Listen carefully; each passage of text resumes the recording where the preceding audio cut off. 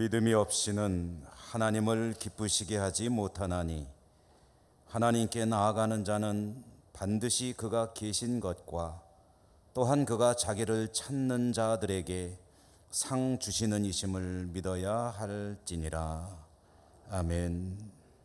거룩하시고 자비로우신 하나님 아버지, 오늘도 하나님께서 거룩하게 구별하신 주님의 날, 저희들이 분주한 일상들을 중지하고 하나님 앞에 예배의 자리로 나오게 하셨으니 참 감사드립니다.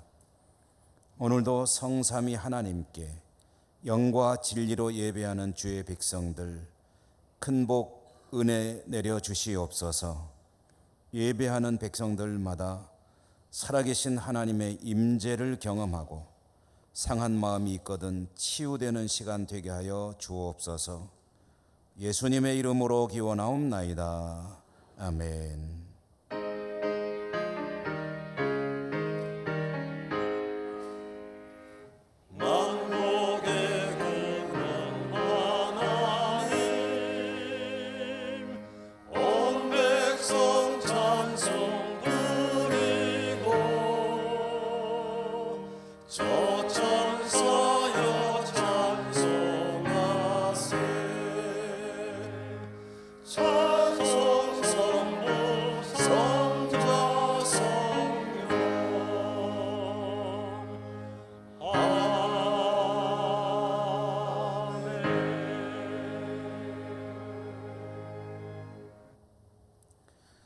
고백의 기도를 함께 드리겠습니다.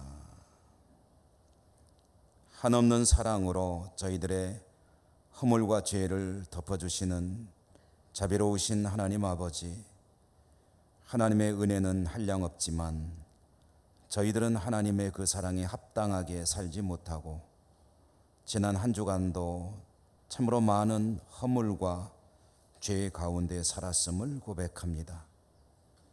주일마다 주시는 하나님의 말씀을 듣는데, 하나님의 뜻을 깨닫는데 생활 속에서는 그 말씀을, 그 뜻을 실천하지 못했음도 고백합니다. 신앙의 연륜이 더해 갈수록 우리의 삶은 하나님께 더 가까이 가고 친밀해져야 하는데 그렇지 못함도 인정하며 고백하지 않을 수가 없습니다. 맡겨주신 사명과 직분이 있는데 감사와 순종으로 응답하며 헌신하지 못하는 것도 인정하고 회개합니다. 주님, 저희들의 연약함을 불쌍히 여기시고 용서해 주옵소서. 이 시간 우리의 모든 은밀한 허물과 죄들까지도 침묵 가운데 고백합니다.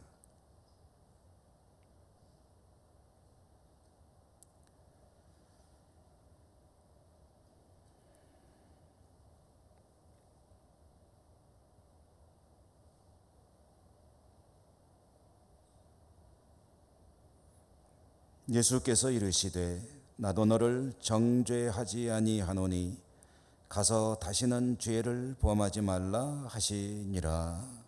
아멘. 하나님이 세상을 이처럼 사랑하사 독생자를 주셨으니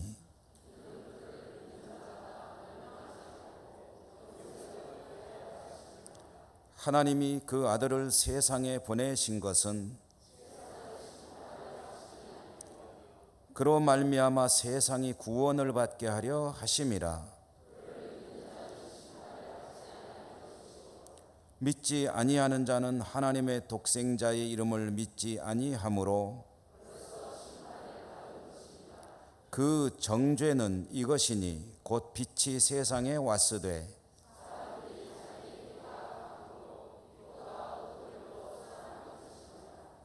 악을 행하는 자마다 빛을 미워하여 빛으로 오지 아니하나니 진리를 따르는 자는 빛으로 오나니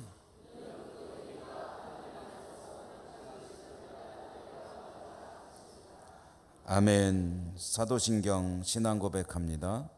나는 전능하신 아버지 하나님 천지의 창조주를 믿습니다. 나는 그의 유일하신 아들 우리 주 예수 그리스도를 믿습니다.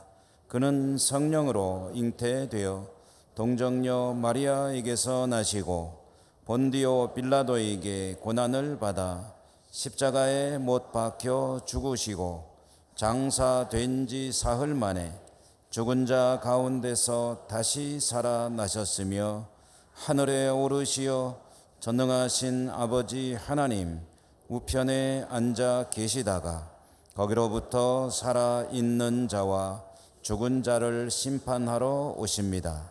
나는 성령을 믿으며 거룩한 공교회와 성도의 교제와 죄를 용서받는 것과 몸의 부활과 영생을 믿습니다.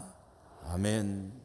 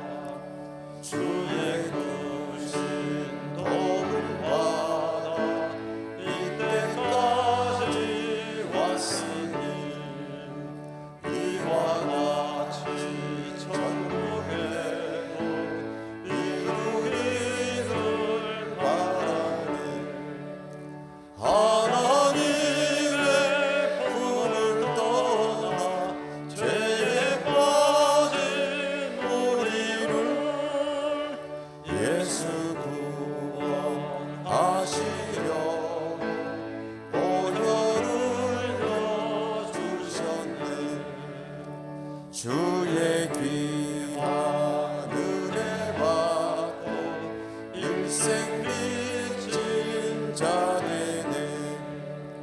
주의 은혜 사슬되사 나를 주께 매소서.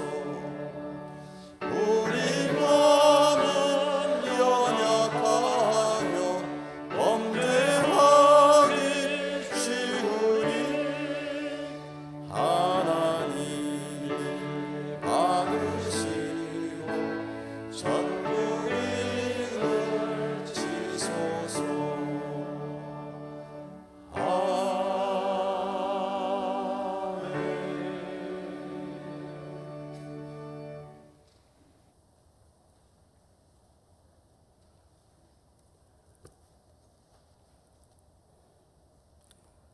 사랑의 하나님 아버지, 오늘도 비록 더위가 기승을 부리지만 그래도 맑고 화창한 날씨를 주니 주님께 감사드립니다.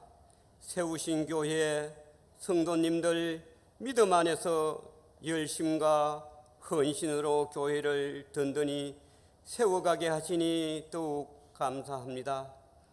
여름 성경학교와 각종 수련회 행사 준비하는 손길마다 축복하여 주시옵소서. 지도하시는 선생님들 지혜를 주셔서 어린아이들을 지도할 때 솔로몬과 같은 지혜도 주시고 다윗과 같은 용기도 주셔서 어릴 때부터 신앙심을 굳건히 세울 수 있도록 도와주시옵소서. 사랑하시는 주님, 우리 교회 복음의 기치를 들게 하소서. 제사장이 나팔을 불고 백성들은 외칠 때 여리고 성이 무너지듯이 예천 지역의 견고한 성들이 무너지게 나팔을 불고 외치는 저희들이 되게 하여 주시옵소서. 주님 도와주시옵소서. 이 지역 구석구석 복음의 불길이 일어나게 하여 주시옵소서. 하나님, 우리는 그렇게 말씀을 많이 들었음에도 불구하고 그때에 이스라엘 왕이 없으므로 사람이 각자 자기의 소견대로 옳은 대로 행했던 모습처럼 우리는 내가 본 대로 말하고 느낀 대로 판단하기도 합니다. 교회를 주님의 몸과 같이 섬기겠다고 다짐을 하고도 쉽게 넘어지고 쉽게 돌아서기도 합니다. 주님은 우리에게 너희가 내 증인이 되려면 예루살렘을 떠나지 말라고 부탁하셨는데, 하나님 이 시간 여기에 머리 숙인 성도님들만이라도 주님과의 약속을 지키는 자들이 되게 하시고, 배임을 당하여도 남아있는 거루터기처럼 이 땅과 이 교회의 거룩한 씨로 남게 하여 주시옵소서. 우리 믿는 자들, 믿지 않는 자들보다 문제가 더 많음을 부인할 수 없습니다. 통회하는 회개의 눈물을 흘리며 하나님께 간구해야 나라도 살고 교회도 살고 이 민족이 살아날 것 같습니다. 믿음이 있다고 하면서 행함이 없는 자처럼 살지 말게 하시고, 제자는 제자답게, 성도는 성도답게, 장로면 장로답게, 하나님의 자녀는 믿음의 자녀답게 살아가는 저희들이 되게 하여 주시옵소서. 100년의 믿음의 역사를 주신 주님, 교회의 질서를 세우고 율례와 법도를 따르고 주님 앞에 순종케 하는 귀한 교회가 되기를 원합니다. 자신의 생각, 내가 아니면 안 된다는 믿음의 교만을 버리시게 하시고, 다시는 당회의 허락 없이 교회의 이름으로 서명을 받아 교회를 흔드는 일이 없어야겠습니다. 우리는 세례식이나 안수를 받을 때 치리에 순종한다고 주님 앞에 서약을 하고도 잊어버릴 때가 너무나 많습니다. 깨닫게 하여 주시옵소서. 영적으로 성장케 하여 주시옵소서. 주님, 이 민족 정치적으로 혼란하며 경제적으로 혼돈의 도가니 속에 어려운 처지에 있습니다.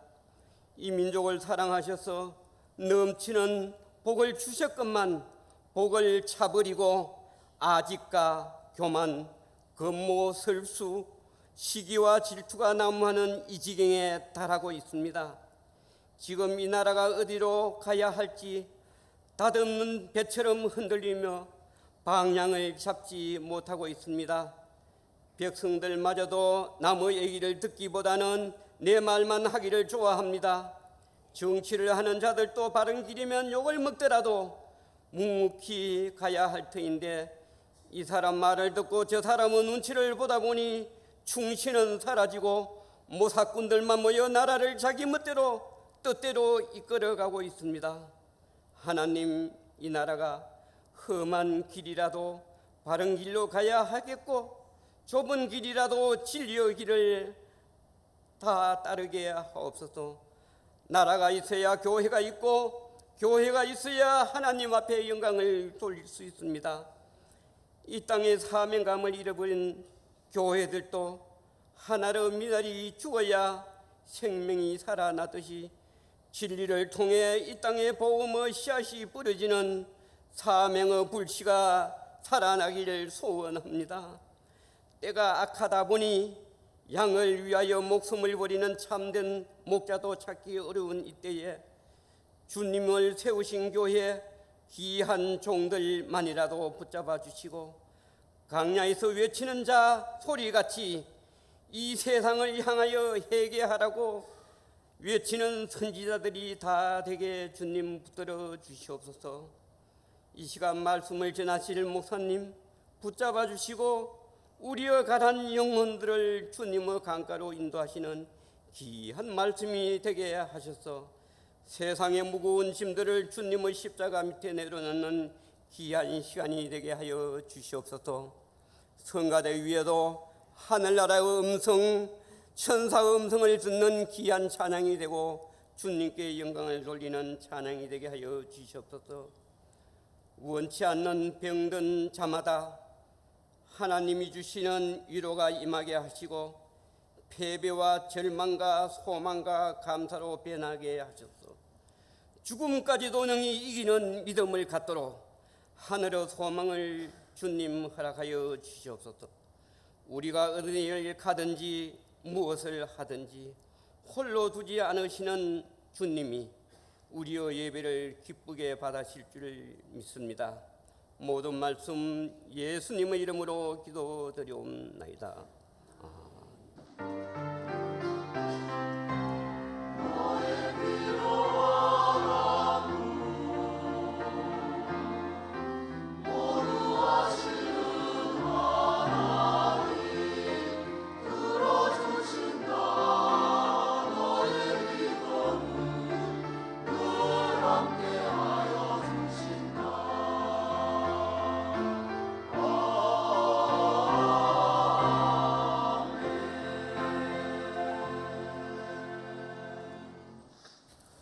오늘 하나님께서 주시는 말씀 봉독합니다.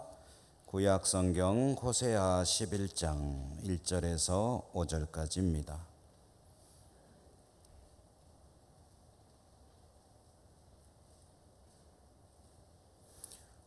이스라엘이 어렸을 때에 내가 사랑하여 내 아들을 애굽에서 불러냈거늘 선지자들이 그들을 부를수록 그들은 점점 멀리하고 바알들에게 제사하며 아로 새긴 우상 앞에서 분향하였느니라. 그러나 내가 에브라임에게 걸음을 가르치고 내 팔로 안았음에도 내가 그들을 고치는 줄을 그들은 알지 못하였도다. 내가 사람의 줄 곧 사랑의 줄로 그들을 이끌었고 그들에게 대하여 그 목에서 멍에를 벗기는 자 같이 되었으며 그들 앞에 먹을 것을 두었노라. 그들은 애굽 땅으로 되돌아가지 못하겠거늘 내게 돌아오기를 싫어하니 아수르 사람이 그 임금이 될 것이라. 아멘.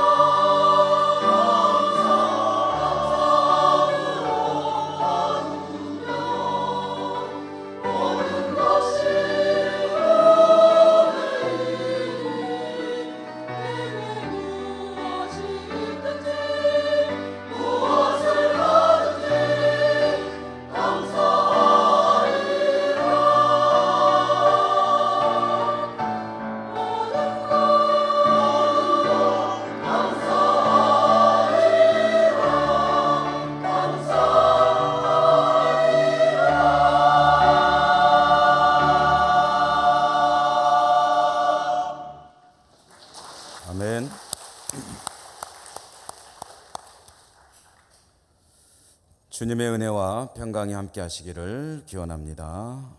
오늘 사랑하는 내 아들이란 제목으로 말씀을 전해드리겠습니다. 미국의 소설가인 오헨리 마지막 입새라는 작품으로 우리에게 잘 알려져 있는 오헨리의 단편 소설들 가운데 이런 이야기가 있습니다. 뉴욕의 한 재벌 아버지와 아들이 살고 있는데 아들은 한 아름다운 아가씨를 사모하고 있었습니다.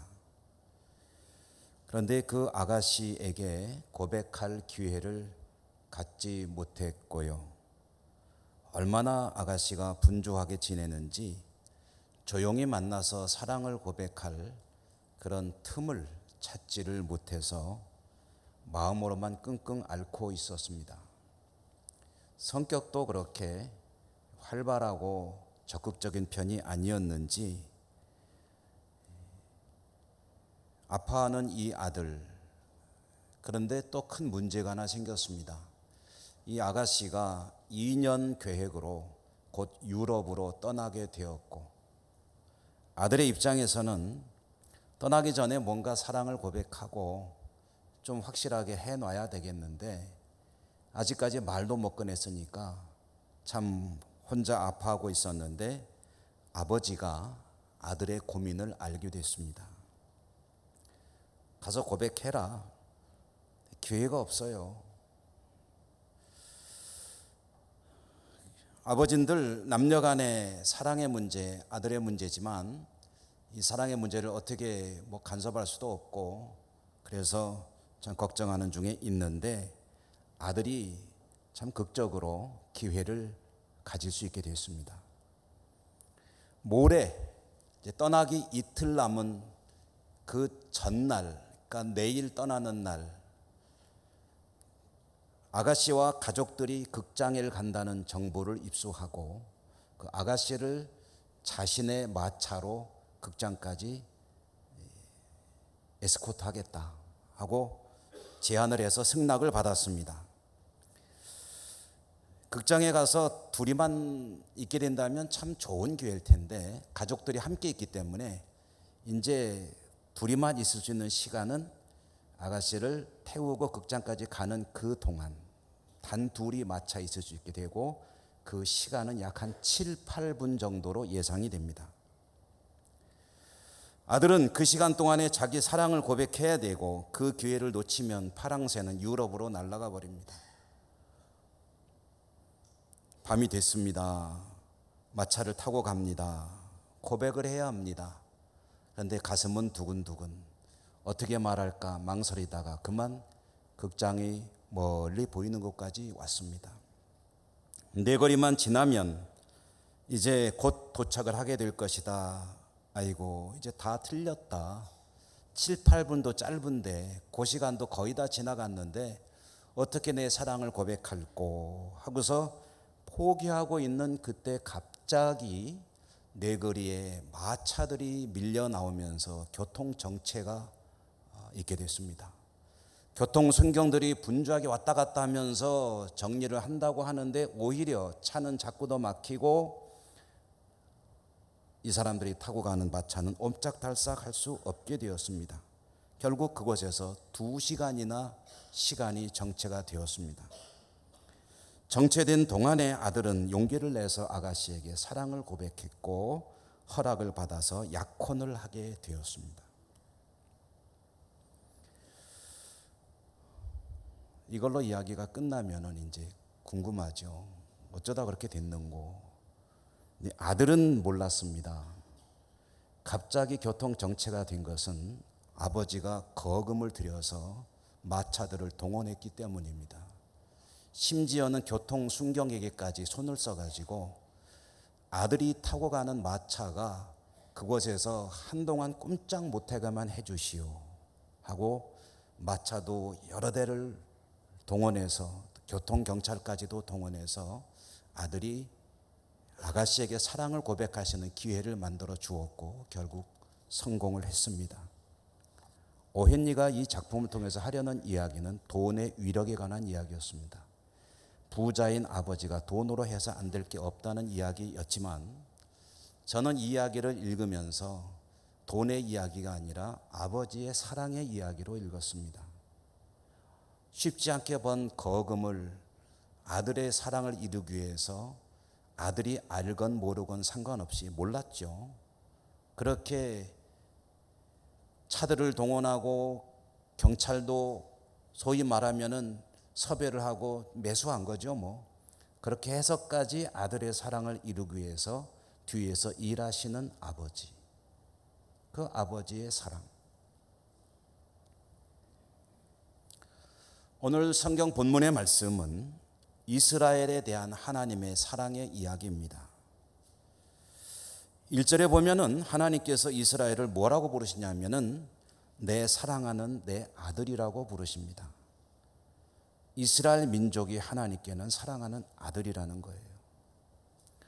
아들을 위해서 하나님, 아버지 되시는 하나님이 하시는 일들이 오늘 이야기가 간략간략하게 소개되고 있습니다. 내용은 참 많은 이야기인데 몇 마디 말로 요약돼서 전해지는 이 말씀을 보면은 아버지이신 하나님께서 사랑하는 아들을 위해서 하신 일 중에 첫 번째로 언급되는 것이 애굽에서 불러내었다라는 이야기입니다. 무슨 뜻입니까? 이스라엘은 이집트에서 노예로 살던 민족이었습니다. 그 삶이 얼마나 힘들었는지 그들의 아우성, 우는 소리, 눈물, 고통이 하늘에까지 전달이 되었고 하나님께서 그렇게 힘겹게 살아가는 그들을 그곳에서 건져내셨습니다. 그렇게 하기 위해서 하나님은 10가지나 되는 재앙을 이집트에 퍼부으시면서 이집트 백성들과 바로를 압박했고 내 백성을 보내라 라고 말을 하시며 그 백성들을 모세를 중심으로 출애굽하도록 이끌어내셨습니다.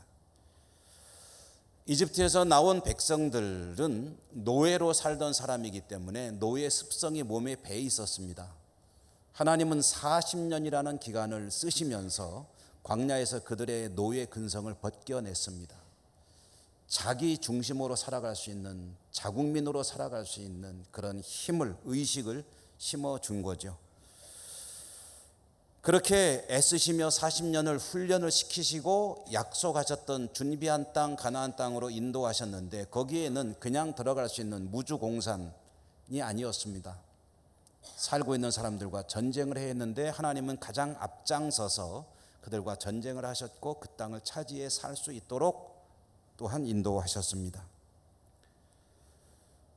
하나님께서 그들을 그렇게 그 땅으로 인도하시고 살 수 있는, 자주 국가를 이루고 살 수 있는 그런 민족으로 만들어 주신 것을 하나님은 또 비유로 오늘 성경에 보니까 이렇게 표현하고 계시는데요. 3절에 내가 에브라임에게 걸음을 가르쳤다라고 하십니다. 에브라임은 이스라엘의 또 다른 호칭 중에 하나입니다. 내 백성 내 아들을 내가 걸음마를 가르치며 키워냈다는 그런 비유죠. 여러분, 오늘 저는 이 말씀을 묵상하며 제가 아이들을 키운 그런 기억들도 많이 있지만 그러나 자녀의 입장에서 저희 부모님과 저의 관계들을 좀 많이 생각을 해봤습니다. 보통 그렇죠. 부모들이 아이들을 키울 때 아이가 아직 어려서 기어다니면은 그러면 또 그런 대로 돌봐야 되지만 조금 더 커가지고 다리가 힘을 얻어서 이제 바로 서게 되면 신기하죠. 걷기만 기어다니다가 서기만 해도 얼마나 참 많이 컸구나 하면서 두 손을 붙들고 세워주고 그리고 선다면은 이제 뭘 가르칩니까? 발을 띄는 걸 가르치죠. 걸음마 걸음마 해가면서 이쪽 발 저쪽 발 어떤 때는 손으로 발을 옮겨주기도 해가면서 아이가 걷도록 하고 그러다가 한 발 두 발 뛰면 박수를 치고 어머 얘 좀 봐 그래가면서 마치 무슨 큰일이 벌어지는 것처럼 당연한 건데 그러면서 그렇게 좋아하고 기뻐하다가 이제 지발로 뒤뚱뒤뚱 하면서 걷기라도 하면은 마치 하늘이라도 얻은 것처럼 즐거워하죠. 아이고 우리 애기 장하다 다 그러는 건데 무슨 특별한 일이나 벌어지는 것처럼 기뻐하는 것, 그게 부모의 마음 아니겠습니까?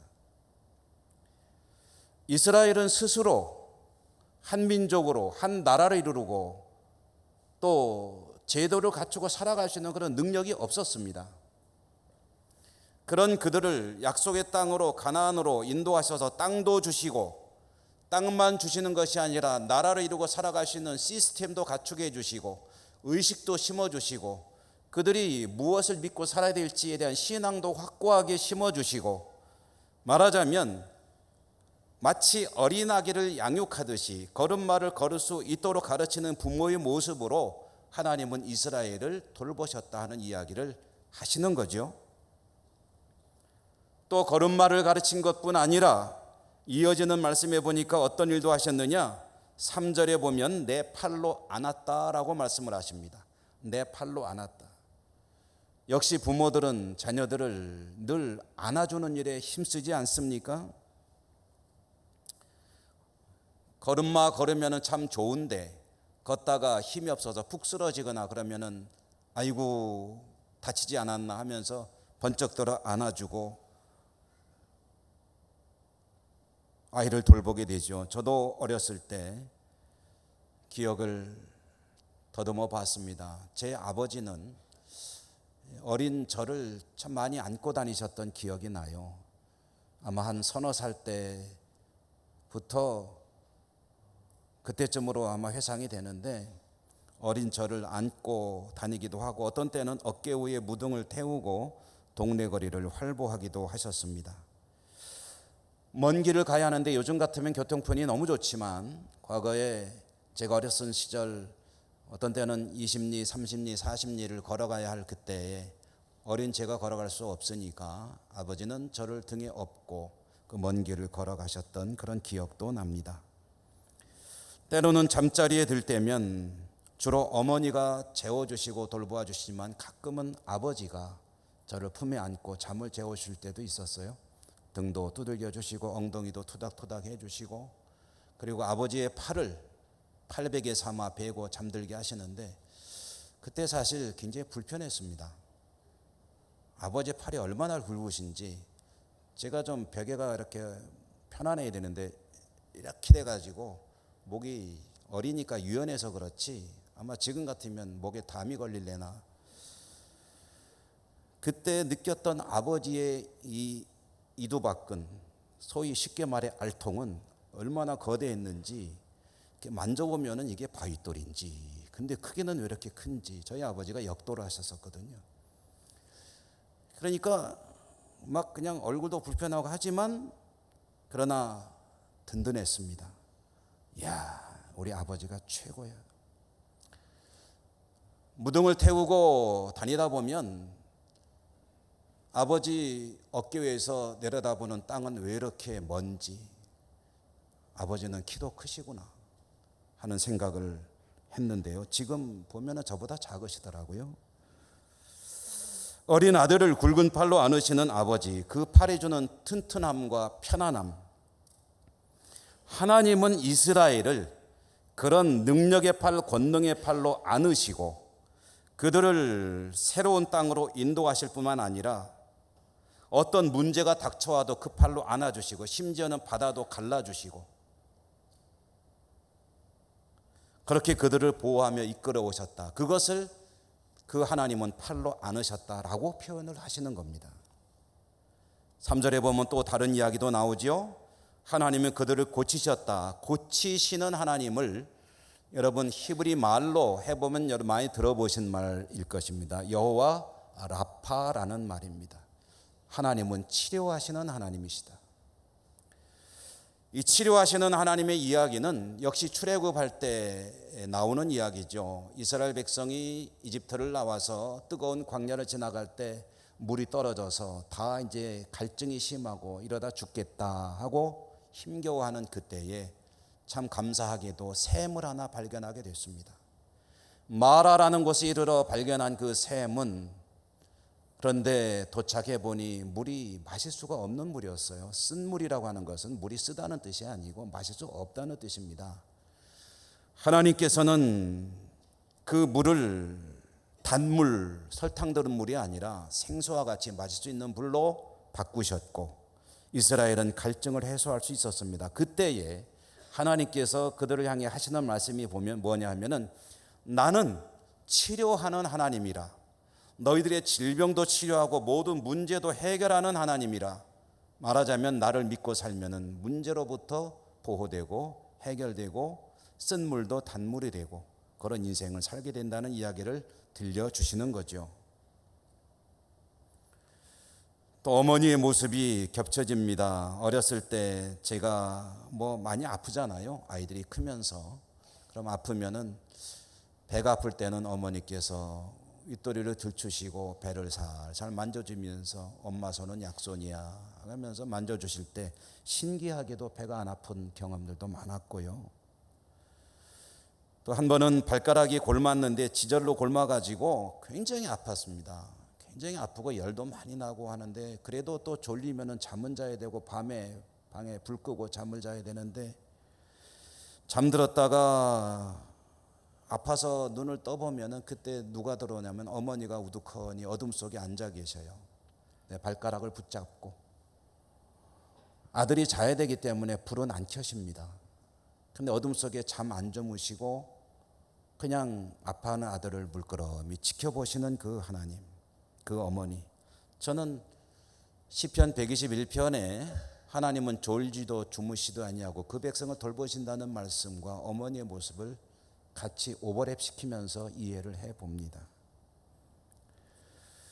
하나님은 그렇게 이스라엘을 돌보시며 치료하시며 문제를 해결하시며 항상 곁에 계셨고요.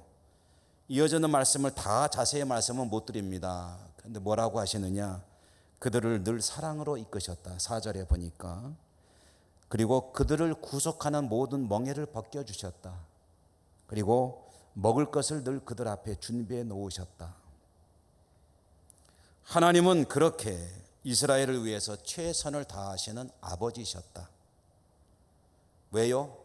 이스라엘은 하나님 사랑하시는 아들, 내 아들이기 때문이죠. 자, 이것이 아버지의 이야기입니다. 그런데 아버지 이야기는 이 정도 하고 이제 아들의 이야기로 좀 넘어와 보죠. 이런 아버지가 계신다면 아들은 어떻게 살아야 할까요? 이스라엘은 그 하나님에게 어떤 백성들이 되어야 할까요? 이스라엘은 하나님을 향해서 합당하게 살지 못했습니다. 하나님을 향해서가 아니라 계속해서 우상을 향해 달려갔습니다. 걸어가지도 않고 뛰어갔습니다. 하나님께서 야 그리로 가면 안 돼, 그리 가지 마, 그리 가지 마 하고서 이렇게 막아도 보고 종들을 보내서 불러 들이시려고 해도 큰 소리 외치고 작은 소리 외치고 달래고 호소하고 해봐도 이스라엘은 그럴수록 더 힘을 내어 빠른 속도로 우상을 향해 달려갔습니다. 그들이 하나님을 떠나면 어떻게 됩니까? 5절에 보니까 아수르 사람이 그들의 임금이 될 것이라. 이집트로 돌아가서 다시 노예로 살 수 있는 것도 아니고 여기서 하나님 백성으로 사는 것도 아니고, 이제 그들이 이런 식으로 계속 살아가면 그들에게 주어지는 결론이 뭐냐면 아수르 사람이 그들의 임금이 될 것이라. 다시 말해 나라가 망한다는 거죠.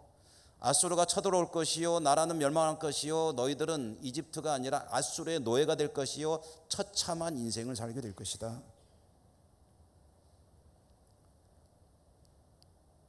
하나님은 그 이야기를 호세아 선지자를 통해서 들려주시는 겁니다.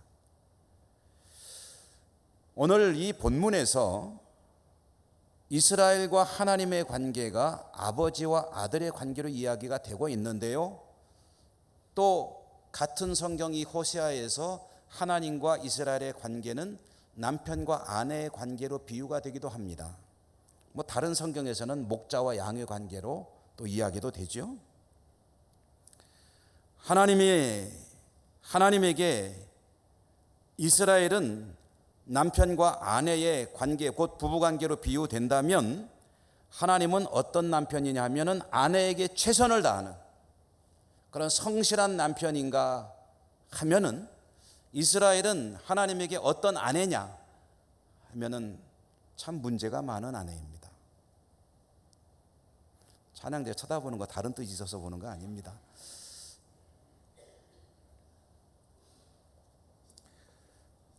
호세아는 성실한 남편과 그렇지 못한 아내의 모습을 호세아 자신의 삶을 통해서도 보여주도록 하나님께 명령을 받습니다.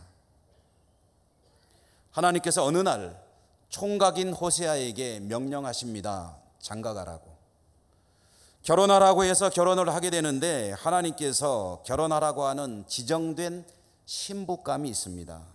하나님이 좋은 규수를 마련해 놓고, 야, 내가 네 아내를 이렇게 준비해 놓았으니까 결혼하면 가정 이루고 행복한 가정 이루고 더 힘을 내서 열심히 내 일을 해라 라고 말씀하시면 얼마나 좋겠어요. 선지자 입장에서도 힘이 나는 거 아닙니까?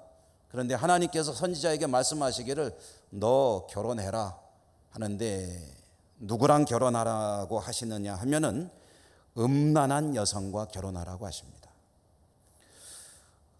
여기에서 음란한 여성이라고 하는 것은 단지 품행이 단정하지 못하고 여기저기 다니면서 해서는 안 될 일을 하고 다니는 여성을 가리키는 말이 아닙니다. 원래는 어떤 뜻으로 쓰이는 거냐면 당시 가나안 땅에는 바알이라고 하는 신이 있었죠. 원래 토착신이죠. 그 바알을 섬기는 신전이 있고 그 신전에서는 합법적으로 어떤 일이 벌어졌냐면은 성매매가 이루어졌습니다. 신전에는 여성 성직자라고 할 수 있는 사람들, 여사제들이 있는데 이 사람들이 신전을 섬기는 여러 일들 가운데 하나가 뭐냐면은 찾아오는 사람들에게 성매매를 하는 것이었습니다. 그들은 그렇게 자기가 섬기는 바알에게 자신의 몸을 드렸고 그것이 자신이 바알을 섬기는 사역 중에 하나였고 그렇게 해서 발생되는 수익을 가지고 신전을 섬기고 운영을 하곤 했습니다. 호세아가 결혼하라고 한 여성은 그렇게 살고 있는 여사제 중에 한 사람과 결혼하라고 한 것이에요. 그런 여성들은 자신들의 입장에서 보면 자기 신념, 자기 신앙으로 보면 의미가 있는 삶을 사는 것인지 모르겠으나 하나님의 관점, 우리들의 관점으로 보면 정말 그렇게 살면 안 되는 사람 중에 하나에 불과한 것이죠. 혹 그렇게 살다가 하나님의 명령에 따라 선지자와 결혼을 했다고 합시다. 그러면 그 다음에라도 정신 차리고 그러한 생활을 청산하고 단정한 아내의 삶을 살아갔다면 얼마나 좋았겠어요. 그런데 불행히도 호세아와 결혼한 이 여성은 자신의 옛날 버릇을 버리지 못하고 남편이 있는 몸임에도 불구하고 함부로 살았습니다. 계속해서 부정을 저지르는 아내를 바라보며 호세의 마음은 찢어질 것 같은데 그때 하나님께서 하시는 말씀이 뭡니까? 내가 힘들고 고통스럽지 내 마음 알겠느냐라는 이야기입니다. 아내가 그와 같은 삶을 살아갈 때에 고통을 안고 있는 남편의 마음과 똑같은 것이 내 백성 이스라엘을 바라보는 나의 마음이다. 그러므로 너는 내가 전하는 말을 내 백성들에게 전할 때에 내 마음을 누구보다 잘 알 터이니 그 심경을 가지고 말을 전해라 라고 호세아를 쓰시는 거예요. 선지자 노릇하기 참 힘듭니다. 하나님이 시키면 다 해야 되니까. 호세아는 뼈저리게 하나님의 마음을 느끼면서 몸으로 느끼면서 이스라엘 향 외치는 거죠. 우리가 하나님을 너무 모른다. 하나님을 알자. 힘써 알자. 하나님께 돌아오라. 하나님께 돌아오면 너희들을 다시 회복시키시리라. 이게 괜히 하는 말이 아니에요. 자기가 자기의 삶을 통해서 하나님 마음이 얼마나 아픈지를 잘 알기 때문에 호세아는 그 마음을 가지고 이스라엘 백성들을 향해서 외치는 겁니다. 하나님께 돌아오라.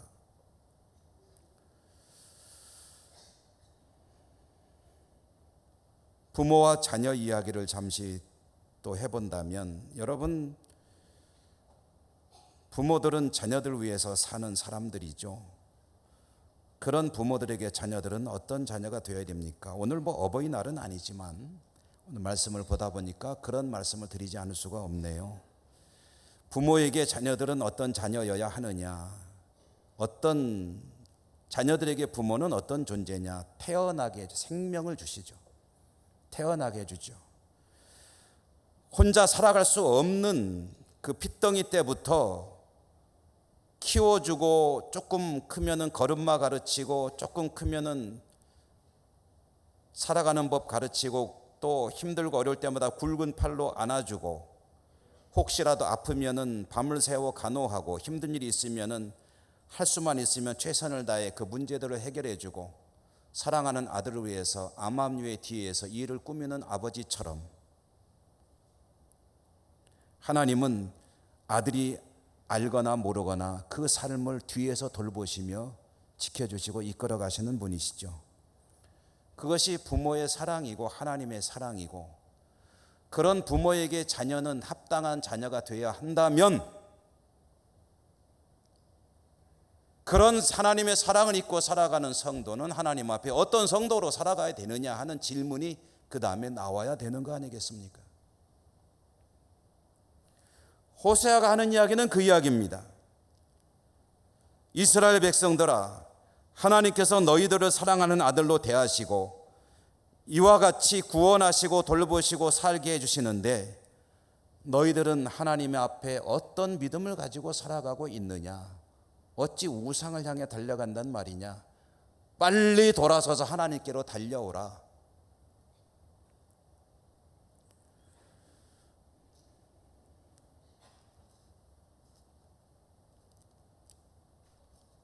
하나님의 아버지로서의 사랑은 이스라엘을 향해서 아들로 여기며 베푸신 것이라고 한다면, 그 사랑은 이스라엘에게만 국한된 것일까요? 그 시기에만 한정되는 것일까요? 그 사랑은 똑같이 시간과 공간을 초월해서 지금 여기 있는 우리들에게도 그대로 임하셨습니다. 죄 가운데서 뭐가 뭔지도 모르고 멸망의 길로 달려가던 저와 여러분들을 하나님께서 건져내 주셨습니다. 이스라엘을 이집트에서 꺼내 주신 것처럼 죄 가운데 살아가던 저희들을 끄집어 내셨습니다. 그렇게 끄집어 내시기 위해서 하나님께서 하신 일이 무엇입니까? 하나님은 독생자 예수 그리스도를 이 땅에 사람으로 보내셨고, 십자가에 못 박아 피 흘려 죽게 하셨고, 그렇게 함으로 백성들을 건져내셨습니다.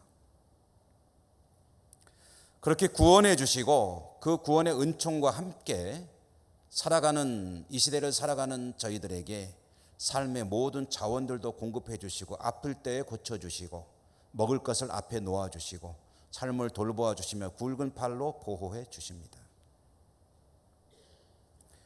그렇게 사랑을 베푸시는 하나님은 어떤 보답이나 마땅한 보상 차원에서가 아니라 아버지가 자녀에게 기대하는 모습이 있듯이 하나님으로서 그 백성들에게 기대하는 바가 있으십니다. 어떤 기대일까요? 여러분, 여기 계신 우리 성도님들, 남편 되시는 분들에게 질문을 드려볼까요? 어떤 아내를 기대하십니까? 아내 되시는 분들, 어떤 남편을 기대하십니까? 또한 어떤 남편, 어떤 아내가 되어야 되겠다고 생각을 하십니까?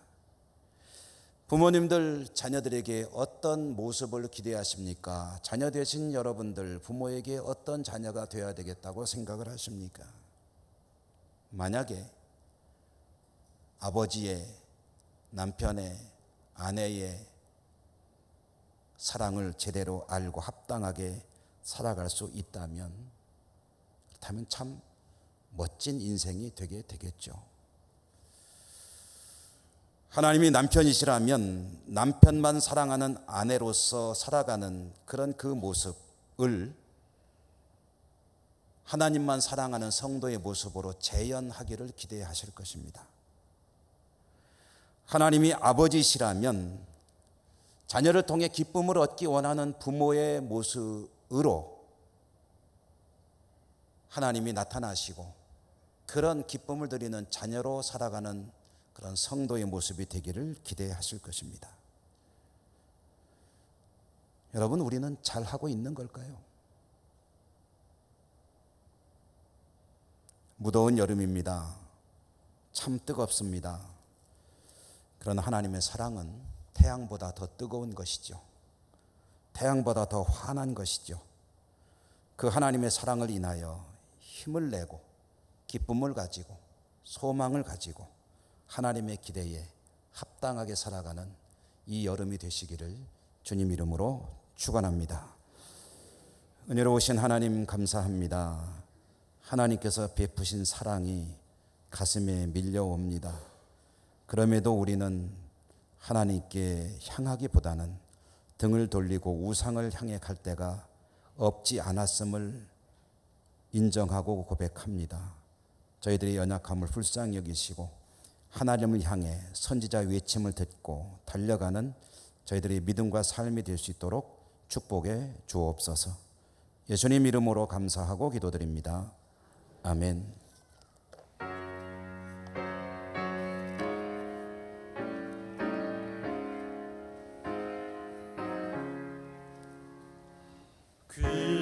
귀하신 주여 날 붙드사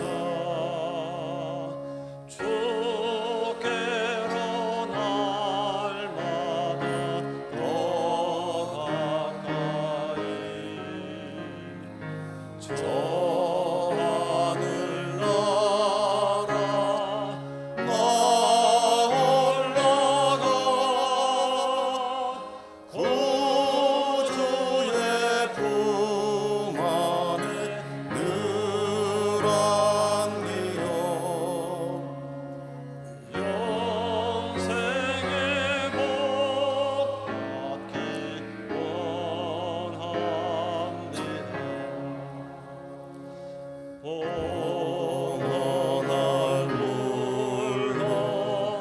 나 없어도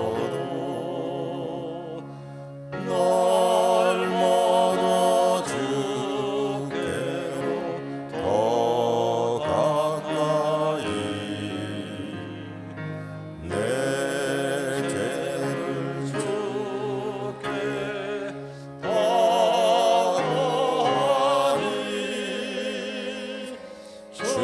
주님의 보혈로 날 씻으사 눈보다 더 이게 하옵소서.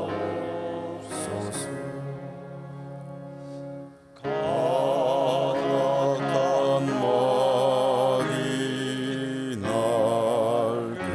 깨어도 주 예수 앞으로 더 가까이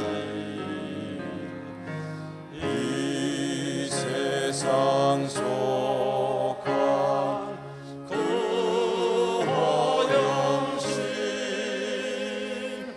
또 추한 생각을 다버리니 정결한 마음 내게 늘 주소서. 이 세상 내가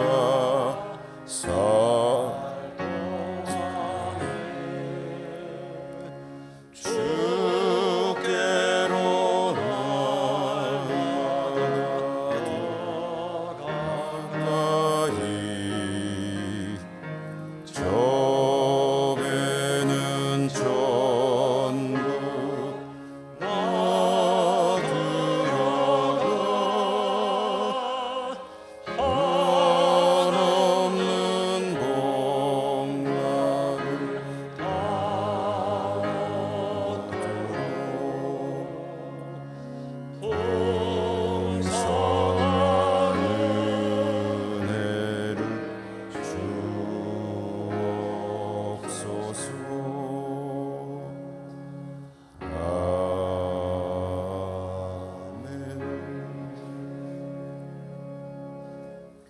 자비로우신 하나님, 오늘도 하나님께 예배드리는 저희들 하나님 앞에 올 때에 감사하며 하나님의 축복을 기억하며 하나님께 마땅히 드릴 예물을 들고 왔습니다.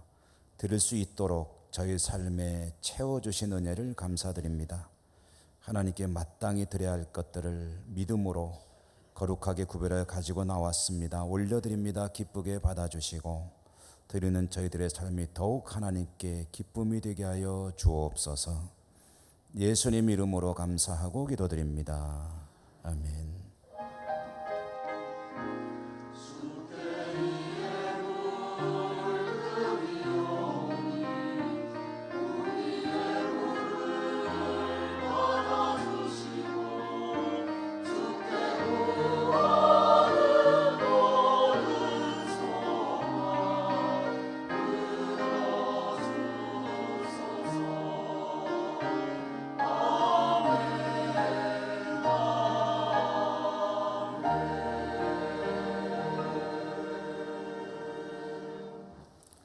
교회 소식 전하기 전에 오늘 2부 예배에 우리 교회 식구로 새롭게 등록하신 두 분을 환영하도록 하겠습니다.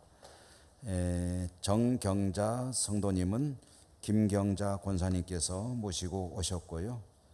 또 이명석 학생인데 스스로 오셨는데 한국항공대학교 학생으로 되어 있군요. 주소는 개포면이고 우리 두 분 한번 일어나 주시면 우리가 찬양으로 축복하고 맞이하도록 하겠습니다.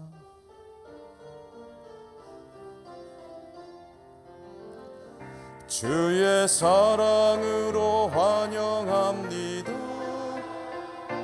주의 사랑으로 환영합니다. 형제 안에서 주의 영광을 보내 주의 사랑으로 환영합니다.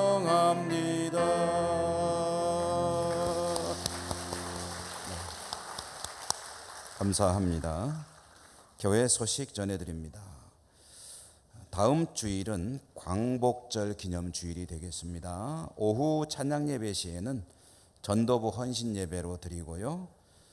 헌신 예배를 위해서 강사로는 임석화 안수 집사 오셔서 간증을 해 주시겠는데 이분이 전도를 많이 하시는 분이라고 그래요. 그래서 전도하던 이야기들을 들려주실 때 우리에게 좋은 동기부여가 되기를 기대합니다.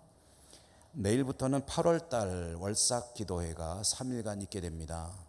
우리 성도님들 무더위에 하나님께 기도하면서 영적인 육적인 건강 이루어 가시기를 바라고요. 또 찬양 순서를 맡으신 분들께서는 성실하게 감당해 주시기를 부탁드립니다. 정기 재직회 오늘 2부 예배 후 본당에서 있겠고요. 재직회 마친 후에 중식하시고 우리 당회원들께서는 임시당회로 잠시 모이시도록 하겠습니다.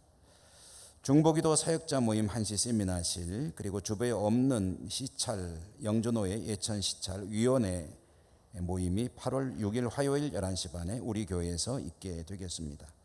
중식으로 해서 3년 전도에 수고해 주셔서 감사하고요. 피택자 교육 계속되고요. 교회학교 여름 행사는 이제 잘 마쳐지고 있고 청년부 수련회만 남았는데 일정 보시고 여러분 많이 기도해 주시기 바랍니다.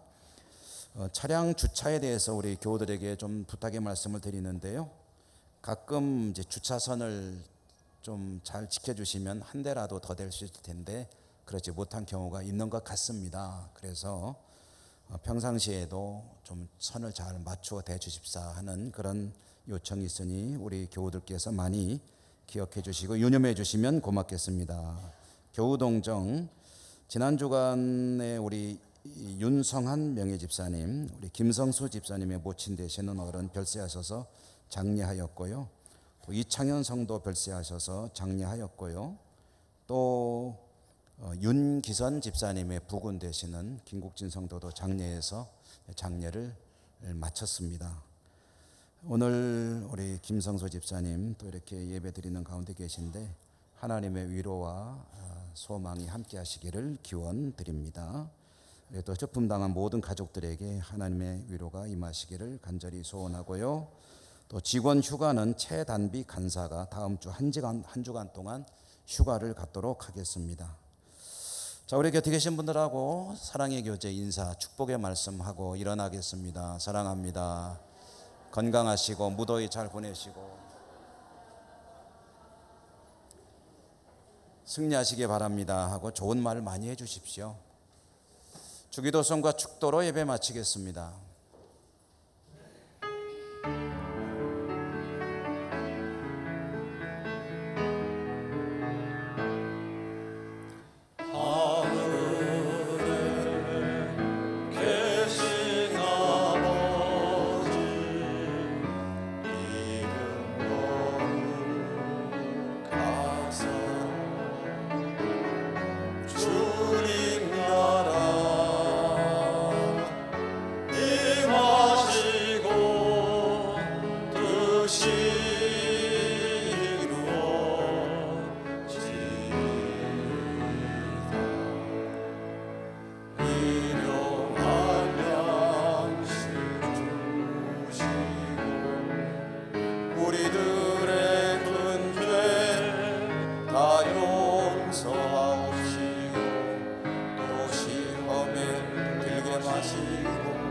악에서 구원하소서. 내게 주의 나라 주의 권세 주의 영광 영원히 아멘.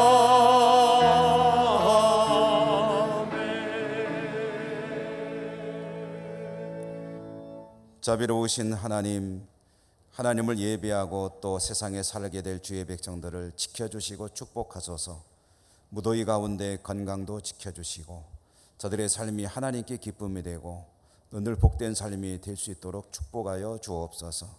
흩어져 살아간 우리 모든 가족들을 지켜주시고 병상의 환우들에게 긍휼과 자비를 베풀어 주시옵소서. 하나님, 나라가 많이 어지럽고 어렵습니다.